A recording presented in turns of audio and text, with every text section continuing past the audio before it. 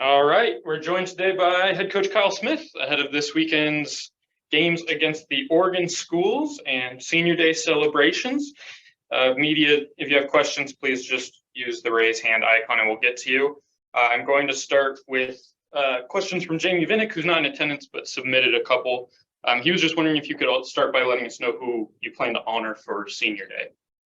Well, you know better than me. I think we're honoring DJ, regardless of what he does next year.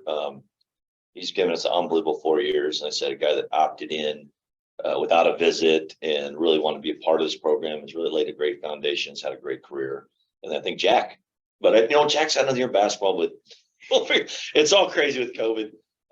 Is there any other possibilities? I think so. Ben said no, but he's the only other senior. Yeah, Ben's got another year, and I think he still needs to graduate, and we'd love to have him back. So I've twisted his arm to come back, and hopefully he wants to, because he's been awesome. So eventually, I think 3 years from now we'll be removed from who's doing what, but it's been confusing. But we'll honor whoever wants to be honored. Let's put it that way.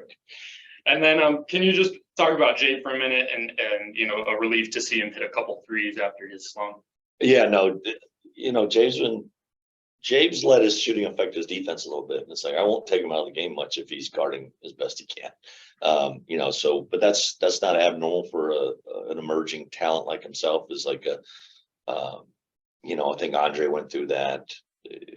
As a young guy, it's nice to see the ball go in the basket and energizes the team. It energizes you, and you feel like, I just got to take the pressure out, Jay. We don't need you to make every shot to be effective, because defenses are going to chase you around. It's going to be playing 4-on-4 out there if they're really engineered to really stop you. And that's part of the process. He made so many shots, and he goes higher up in the scout. So it was nice to see him do that. But more importantly, got big deflect, had 2 big defensive plays at steal that it turned into an and one for us. And he guarded better. Yeah. Cool. Colton, if you have some questions, feel free to go ahead and hop in here. Yeah. Hey, Coach. How you doing? Great, Colton. How are you? I am very good. Thank you. We've talked about parity in the Pac-12, but kind of seen what happened last week in a bit. Does it seem like the league's getting more competitive, as the season has gone on? Yeah, for sure. And I've said this, and it stinks because someone told me that Joe Lunardi has 7 teams from the ACC in the NCAA tournament. They're awful league. They're behind the Mountain West. And so we are penalized because top to bottom, we're pretty darn good. And even though I know Oregon State, some of they're really good. There's 4 freshmen. They're really good. They're really coming on. They had a good win against SC. So it kind of hurts our league as far as getting more postseason teams in there. So it's disappointing. And I felt the same thing last year. Like the West Coast Conference was tooting their horn, getting 4 teams last year, and the bottom of their league was just horrendous. But we're, I don't know what to say about it. But like, we're battling to get 3 teams in, and like, wait, we got 12. We got a much better league than the ACC and the Mountain West. But hope to get rewarded. But that's just kind of how it goes. I'm wondering, with your kind of analytics trackers, in what area of the game do you think the teams improve the numbers or kind of move the needle most since, say, early non-conference to now?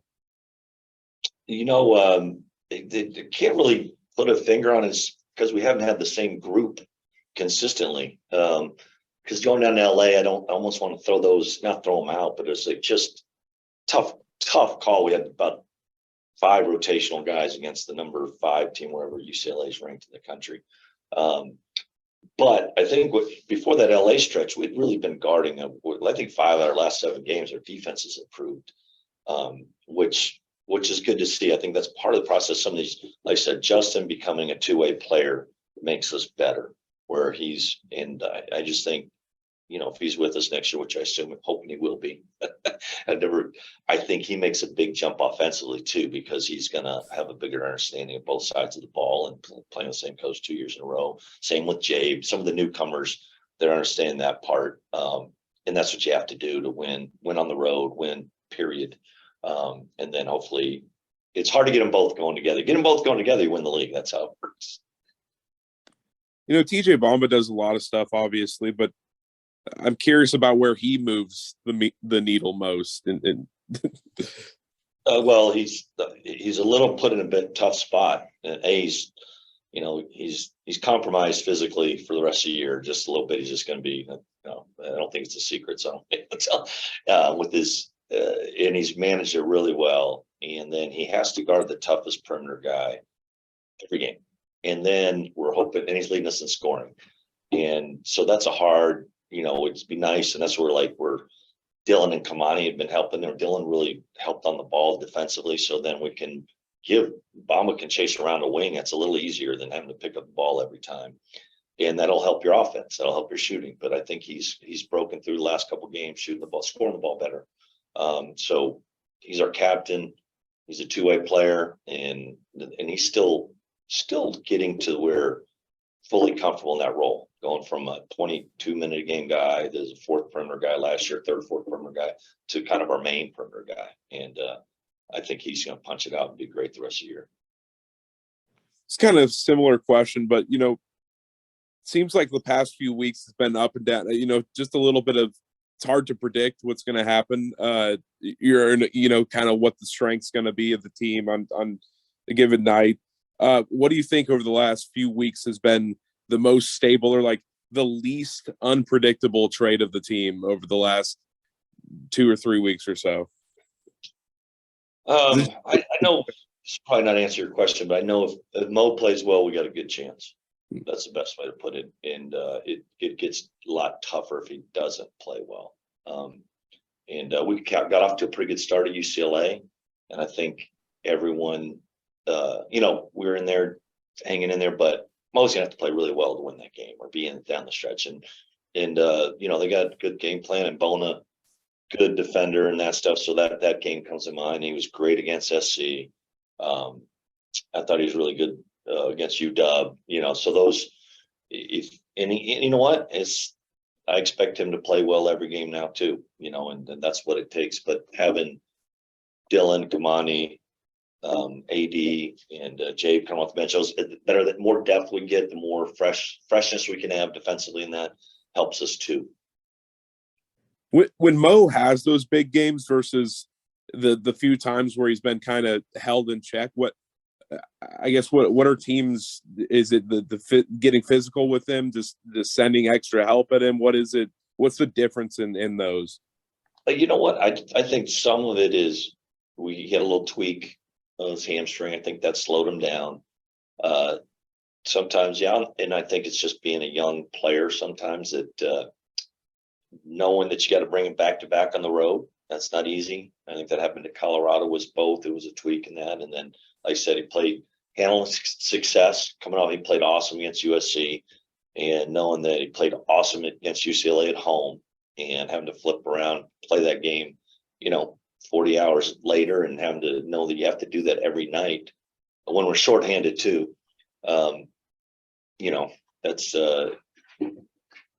I just think that you're going to see the best scout. He's the top guy in the scout. So to have the games he had against Arizona, UCLA, USC is quite a compliment. And then just being able to, when you might not always have your best game, but to be closer, always defend and rebound. Bottom line, you should always be able to defend, rebound, and we run our offense through them. I think it's been a tremendous amount of growth. I think his usage is nearing 27%, which for a forward center is really high.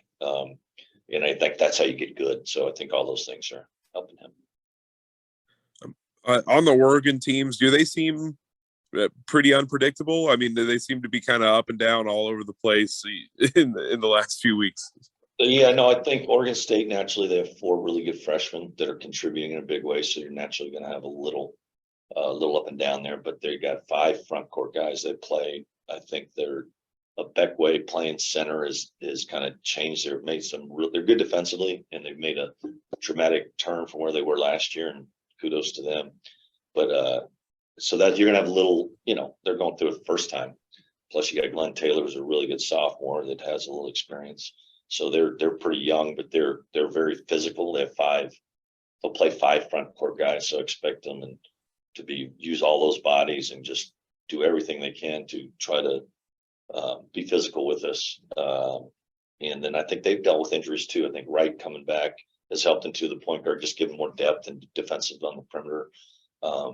and altered their roles, but they've been obviously had a really good win against SC. I thought they played pretty good against UCLA too, to be honest.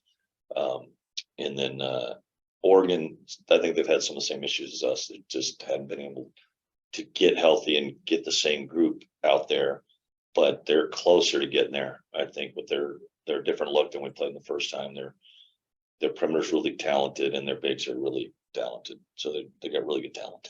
I think they're good.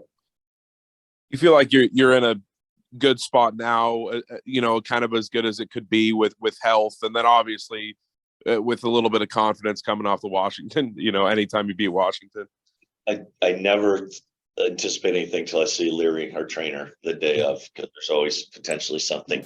But we're a little closer.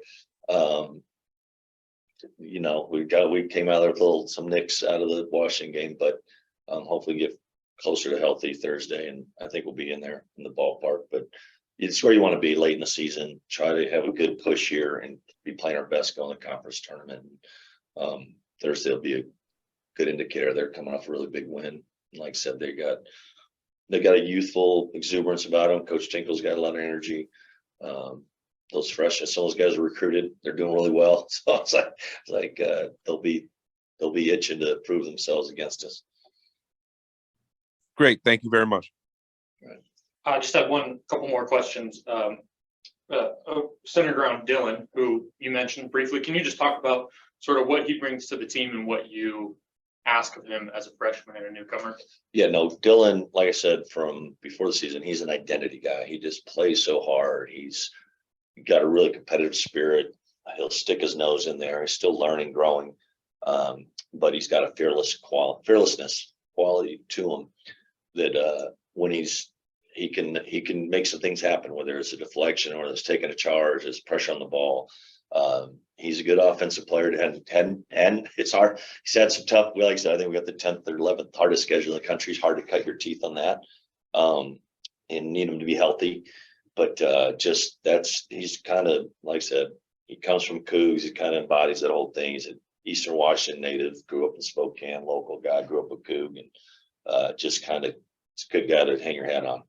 And can you just talk about sort of managing expectations, right? A guy who's scoring 50 points a game as a high school senior, and then like, okay, you're coming off the bench for a couple minutes, and we want you to be on charge of defense. And Dylan was really like I said earlier, I mean, some of these pressers, like DJ Rodman was the same way as the summer coming in. He was really good, and then school kind of hits him, and then it's like, I think his confidence got hit a little bit, and but I want him to stay aggressive, and but it's up to him a little bit. He's got to go through it. Everyone learns a little different ways, and you can talk about it, and he's used to scoring and seeing the ball go in the basket or making. I think he's gravitated towards like, I can impact this team and help this team by being really much a ball hawk defensively, and eventually it'll break through. He had too much success at that level, and we've seen it in practice. We've seen that. So you just got to keep plugging away, and it may not happen. The light didn't turn on for DJ till later in his career but he stayed the course, and Dylan needs to do the same thing. Cool. Any other questions for Coach? All right. Thank you for your time.